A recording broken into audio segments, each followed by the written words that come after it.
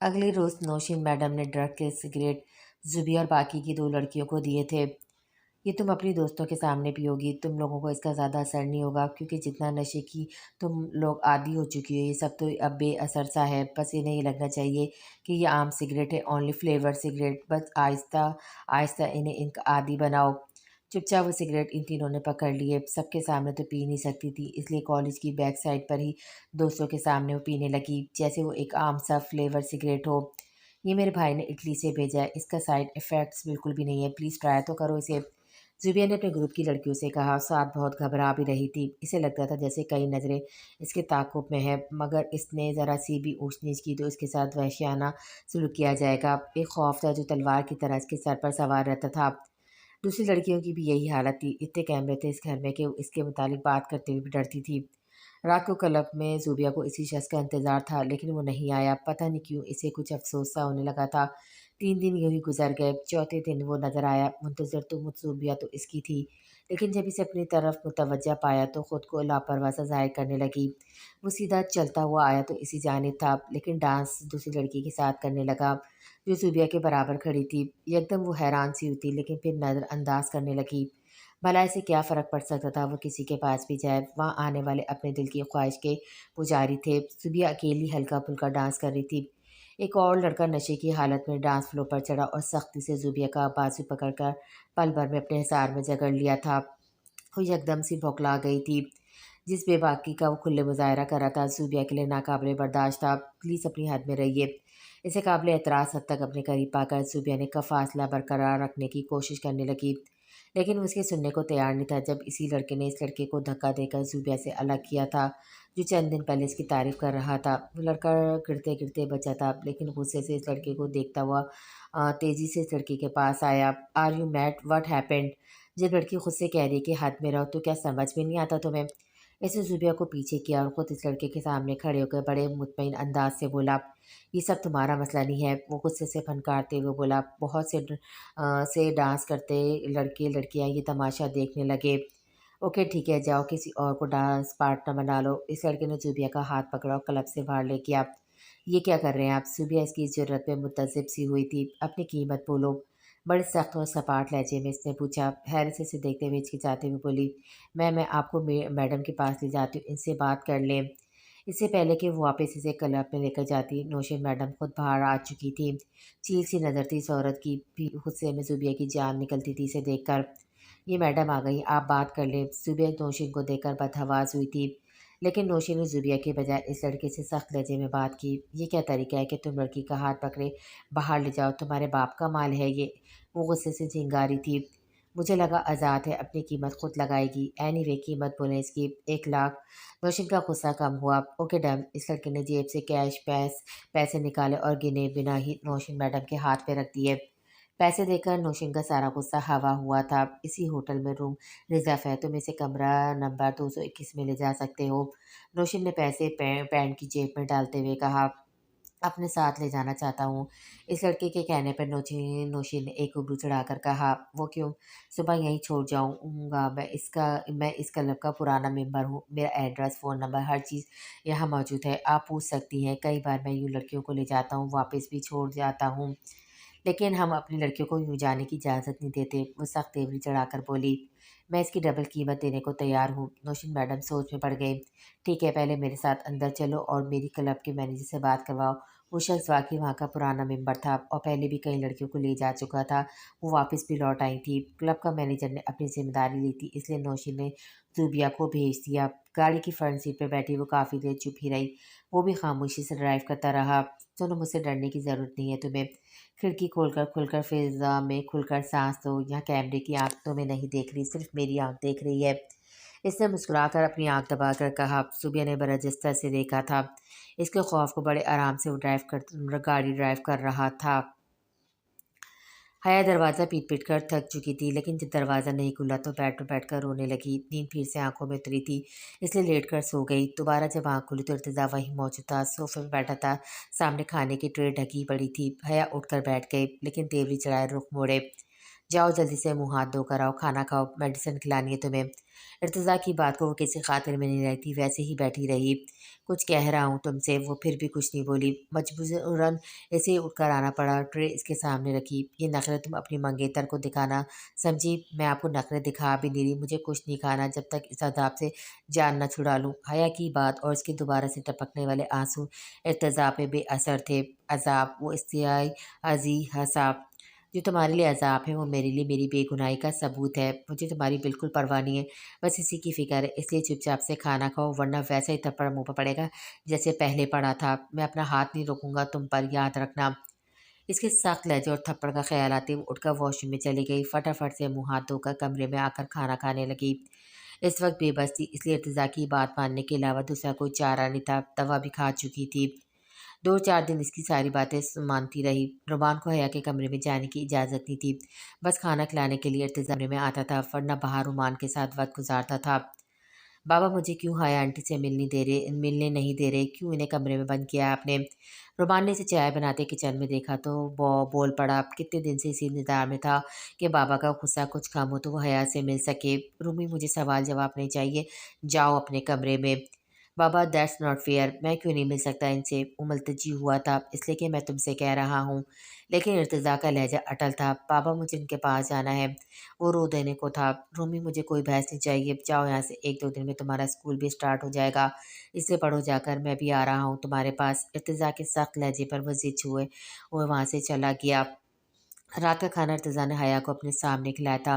Tray उठाकर वो कमरे से जाने लगा। वो बुरी तरह से ज़िद हो चुकी थी। एक कमरे में कैद रहकर तंग आ गई थी। इसे चिल्ला कर बोली, आप क्या समझते हैं ज़बरदस्ती आप जो चाहेंगे कर लेंगे? कब तक मुझे अपने साथ बांध कर रखेंगे? देखें, मैं पैसे भी नहीं मांगूंगी आपसे। ये सोने की चेन है मेरे पास, कानों में डायमंड के इयररिंग्स है, ये हाथ भी डायमंड की रिंग है। इसे बेचकर आप मुझे इस मुसीबत से आज़ाद करवा दें, बहुत मशकूर रहूँगी आपकी। इसकी बात सुनकर उसने पलटकर हया को देखा। ट्रे साइड पर टेबल पर रखी इसके पास आकर बोला, लाओ दो मुझे जूलरी। इर्तिज़ा ने हाथ आगे बढ़ाया। हया खुश हो गई। इसने सब कुछ उतार कर इर्तिज़ा के हाथ में रख दिया। इसे हर कीमत पर अबॉर्शन करवाना था। इर्तिज़ा ने इसकी जूलरी अपनी जेब में डाली। ये तुम्हारी जूलरी मेरे पास अमानत है, जब तक मेरी मजबूरी है तब तक। जैसे मैं खुद को बेकसूर साबित कर दूंगा तुम आज़ाद हो जाओगी। ये भी तुम्हें लौटा दूंगा तुम्हें, लेकिन जो तुम करना चाहती हो वो नहीं करने दूंगा। हया अब बिल्कुल खाली हाथ रह गई थी। और इस बच्चे का क्या होगा? मैं हरगिज़ नहीं पालूंगी इसे, गुस्से से चिल्लाई थी, पर वो उसके सामने खड़ा हो गया। तुम्हारा बच्चा मेरा मसला नहीं है, तुम जानो तुम्हारा काम। क्या समझती हो तुम जैसी लड़कियों को इज्जत मिल जाती है ये सब करके? तुम्हारे बाप ने पलट कर दोबारा तुम्हें पूछा तक नहीं तुम कहाँ हो कहाँ नहीं, ढूंढने की कोशिश तक नहीं की। वो अपनाएगा तुम्हें? बिल्कुल भी नहीं, क्योंकि तुम्हें अपनाने से इनके सर्कल में वो मुंह दिखाने के काबिल नहीं रहेंगे। जहाँ तक मुझे पता चला तुम्हारा मंगेतर भी बाहर जा चुका है, समझो वो भी वापस नहीं आएगा। और तुम्हारी भूल है कि मैं तुम्हें मज़ीद बर्दाश्त करूँगा। अब कहाँ जाओगी तुम? वो इस्तेयाइया मुस्कुराया, फिर इसके करीब होकर बोला, तुम जैसी लड़कियों का ये सब गुनाह करने के बाद एक ही ठिकाना बचता है, और वो है बाज़ार हुस्न। ये कहकर ठहरा नहीं, ट्रे पकड़कर कमरे से निकल गया। हया फटी-फटी आँखों से इसे देखती हुई बैठ गई थी। जो कुछ हो चुका था, अब कहाँ इसके माँ-बाप इसे अपनाएँ, और ख़ास तौर पे इस वक़्त जब वो एक बच्चे की माँ बन चुकी होगी। सारी दुनिया के सामने अपने ही लगाए इल्ज़ाम पे झूठी साबित होने के बाद सच बोल भी दे तो कोई एतबार नहीं करेगा। हाँ, अगर इस मुसीबत से अभी छुटकारा हासिल कर ले तो सब कुछ छुपा रह जाए। इसलिए ज़रूरी है कि वो भाग जाए यहाँ से जल्द। 2 दिन वो खामोश रही, लेकिन फिर एक दस्ती बैग इर्तिज़ा की अलमारी से निकाला। अपने 2-3 जोड़े जो इसने ला कर दिए थे, वो रखे, और शाम को इसके कमरे की खिड़की खोलकर देखने लगी कि उतरेगी कैसे। लेकिन वहाँ ज़्यादातर झाड़ियाँ थी, खाई वगैरह नहीं थी, इसलिए नीचे उतर गई। फिर बड़ी एहतियात से वो और मेन रोड पर ही गई थी। इसी तरह इसने दौड़ लगा दी। रात को जब इर्तिज़ा इसके लिए खाना लेकर आया तो वो कमरे में नहीं थी। वो परेशान हुआ था, क्योंकि सामने की खिड़की खुली हुई थी। इर्तिज़ा जानता था जितनी वो खाइयों और इस जगह से डरती है, कभी भागने का नहीं सोचेगी, लेकिन वो कर चुकी थी। इसे ट्रे साइड पे रखा और तेज़ी से घर से निकला था। अंधेरा खासा फैल चुका था, दोपहर के बाद भी अगर वो निकली थी तो अब तक जाने कहाँ पहुँच चुकी होगी। फिर भी तेज़ी से मेन मार्केट तक पहुँचा था। वहीं से बसें इस्लामाबाद और दूसरे शहरों की तरफ रवाना होती थीं। वहाँ मौजूद ऑफिस से इसने हया की हुलिया का बताकर पूछा कि कोई लड़की वहाँ टिकट लेने या जाने के लिए आई है। उसने कुछ करके वहाँ एक लड़की इसे कपड़े पहने आई तो भी वो काफ़ी घबराई हुई थी। इस्लामाबाद का बस का पूछ रही थी, लेकिन इस वक्त इस्लामाबाद की बस जा चुकी थी। दूसरी बस 1 घंटे तक जानी थी, लेकिन लाहौर की बस तैयार थी, इसलिए इसने लाहौर की टिकट खरीदी थी। लेकिन पैसे नहीं थे इसके पास, इसलिए अपने हाथ में पहनी कीमती घड़ी पकड़ाकर टिकट लेकर बस सवार हो गई। इस लड़के ने हया की घड़ी इसे दिखाई। इर्तिजा परेशान होकर रह गया था, कहाँ ढूंढने जाए इसे, कितनी देर हो गई इसे गए हुए। इसने फिक्रमंदी से पूछा। 1 घंटा हो चुका है, इस लड़के ने जवाब दिया। इर्तिजा वापस घर आ गया, रूमी को अकेला नहीं छोड़ सकता था। बाबा हाया आंटी कहाँ है? रोमा ने इर्तिजा को अकेले देखकर पूछा। चली गई वापस। इर्तिजा पहले ही परेशान था, इसलिए उकता कर बोला था, बाबा आपने क्यों जाने दिया, इन्हें रोका क्यों नहीं? वो रोने लगा था। रूमी मैं पहले ही बहुत परेशान हूँ, मुझे मजीद परेशान मत करो, जाओ यहाँ से। इर्तिजा अपने कमरे में आ गया। बदहवासी सितारी थी इस पर। जल्दी से फहाश को फ़ोन करके सारी सिचुएशन बताई। इर्तिजा इस लड़की को इसके हाल पर छोड़ दो, कह देना कि भाग गई थी अपने बाप के साथ, बाप के पास, और ये झूठ भी नहीं है। बात वैसे भी ख़त्म हो चुकी है। इंडिया के पास और बहुत से नए मौजू हैं पैसा बनाने के लिए, लेकिन यार वो अकेली, तुम परेशान मत हो। वो अगर लाहौर भी गई है तो कहीं ना कहीं से अपने बाप से रब्ता करके पहुंच ही जाएगी अपने घर। जो बातें तुमने बताई हैं, बहुत तेज़ लड़की है वो। आज की बात तो इर्तिजा ने मान ली थी, लेकिन परेशान ज़रूर था। अब्दुल गनी जाजिम को एक कमरे में ले गया। आप नहा धो लो, अपना सामान भी यहीं रख लें, आराम करना चाहें तो भी कोई मज़ायका नहीं। खाने के वक्त मैं आपको बुलाने आ जाऊंगा, अगर किसी की ज़रूरत है तो बिला तकल्लुफ़ कह दीजिएगा। आप अबू जी के मेहमान हैं, मेरे लिए भी काबिल एहतराम है।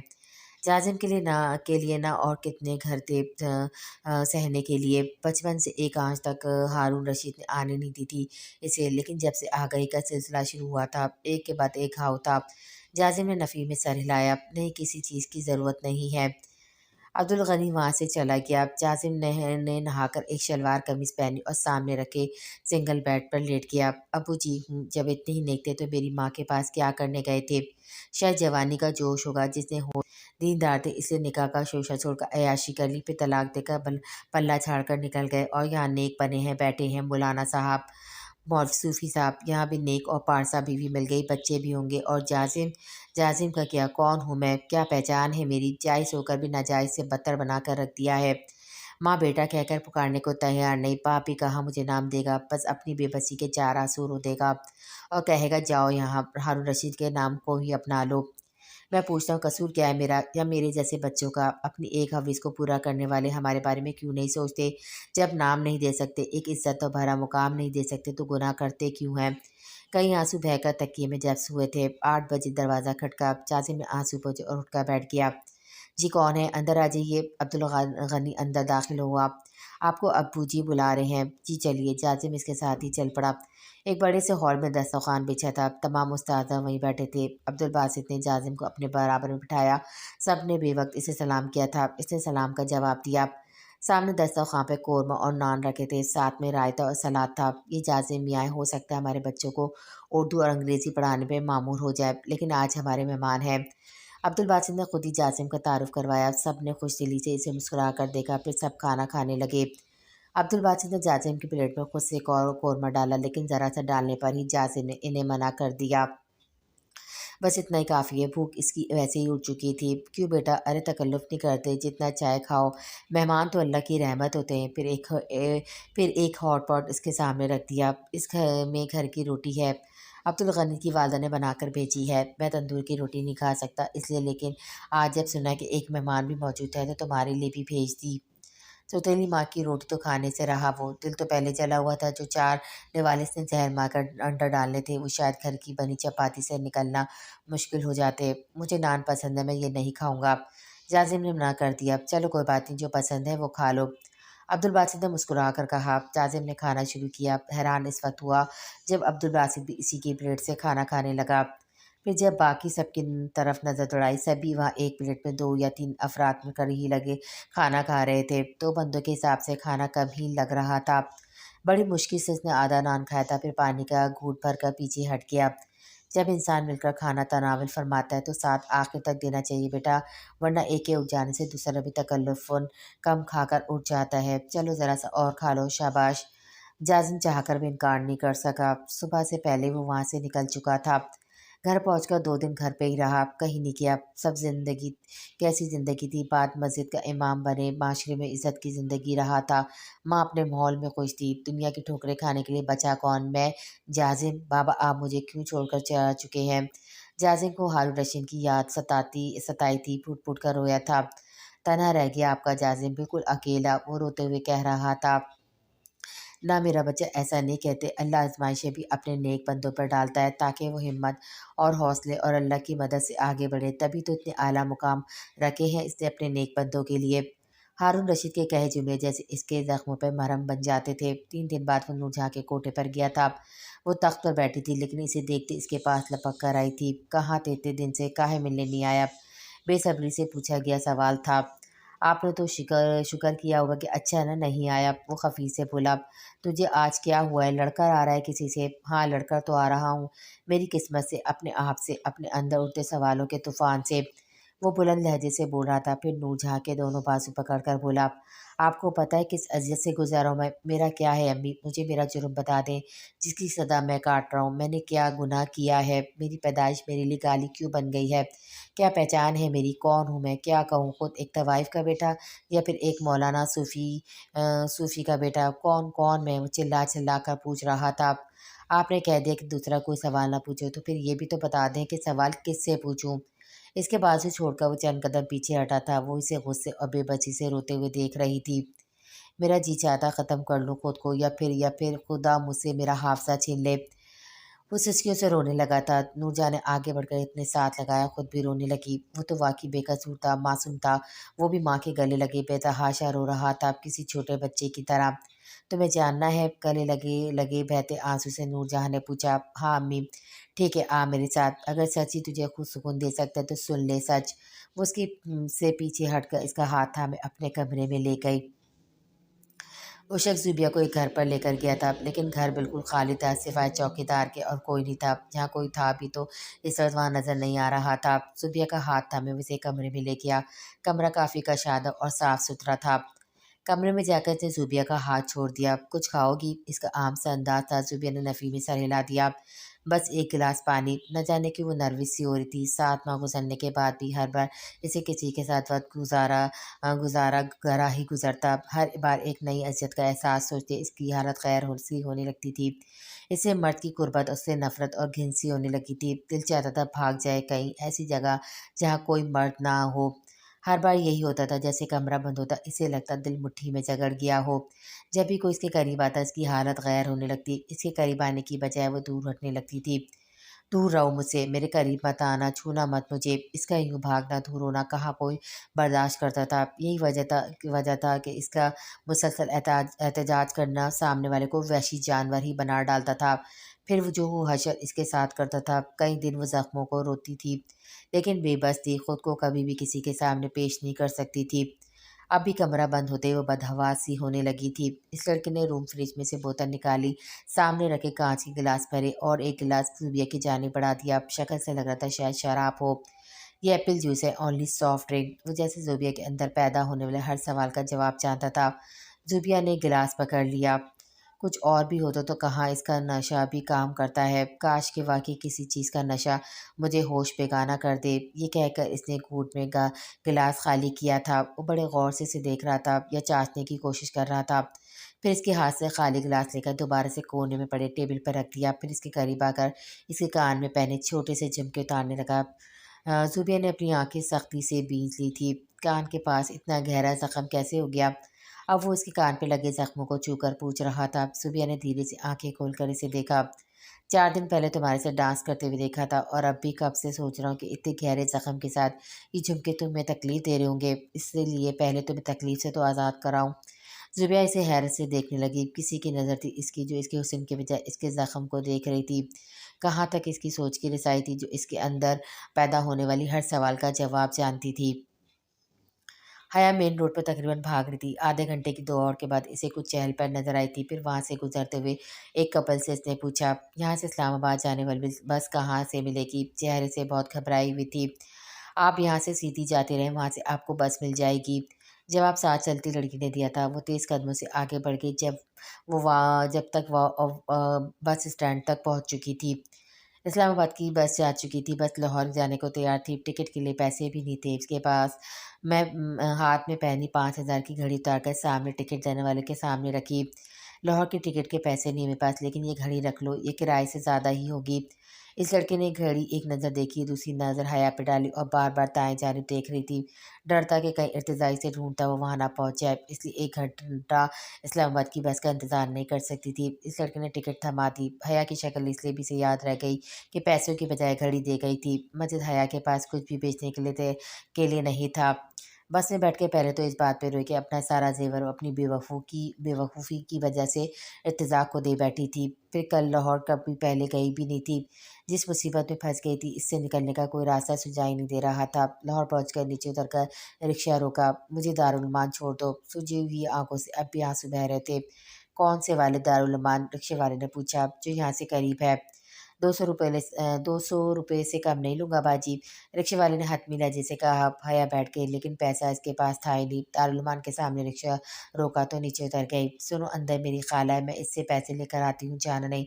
तो यहीं खड़े रहना, मैं बस 2 मिनट में आई। हना क्या करना था, वो रिक्शे में बैठती सोच चुकी थी। मैं क्यों जाऊँगा, आप ले आओ पैसे। ऐसे रिक्शे वाले को चकमा देकर वो अंदर दाखिल हो गई। सामने हेड ऑफिस था, जहाँ एक खातून सादा सा लिबास पहने सर पे सफ़ेद दुपट्टा ओढ़े बैठी थी। हया इसके सामने जाकर फूट-फूट कर रोने लगी। वो औरत एकदम बौखला सी गई थी। कौन है आप और रो क्यों रही हैं? तो और क्या करूँ मैडम जी, सारी ज़िंदगी मैंने अपनी सास की खिदमतें की है, दिन-रात नहीं देखा, आप जो कहती रही वही मैं करती रही। लेकिन फिर भी मेरे मियाँ से झूठ बोलकर मुझे धक्के देकर बाहर निकाल दिया है।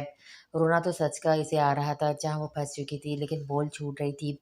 आप प्लीज़ यहाँ बैठें। इस औरत ने हया को कुर्सी पर बिठा दिया और खुद भी इसके बराबर कुर्सी पर बैठ गई। अब बताएँ कि हुआ क्या है? क्या बताऊँ, माँ-बाप मेरे हैं नहीं। एक मामा थे जिन्होंने मुझे पाला था, लेकिन मामी से कहा बर्दाश्त हो सकता था, बहुत ज़ुल्म करती थी मुझ पर। फिर मेरी शादी भी एक ज़ालिम घराने में कर दी। पूरा दिन मैं किचन में खाना बनाती रही, बर्तन धोती रही, सारे काम किरदार हूँ और मेरा होने वाला बच्चा नाजायज़ है। ड्रामे करने में वो माहिर थी।